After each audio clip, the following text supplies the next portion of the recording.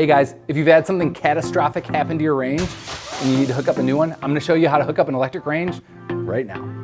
When it comes to installing an electric range, most receptacles have the standard 4-prong outlet, but some older homes have the 3-prong. If you hire somebody to install your range, they're gonna charge you to install one of these in most municipalities, but it's something easy to do. First, locate your access panel and use your 1/4-inch drive or your Phillips head screwdriver to take it off. Inside, you'll find a terminal block. There's 2 positives, a neutral, and a ground. If you're installing a 3-prong outlet, there's no ground wire, so the 2 outsides are your positive and the center is your negative. But in our case, we have a 4-prong outlet, so we have our ground, 2 positives, and a neutral. So then it's as easy as color coordinating your positives, negatives, and grounds. Let's start with the ground.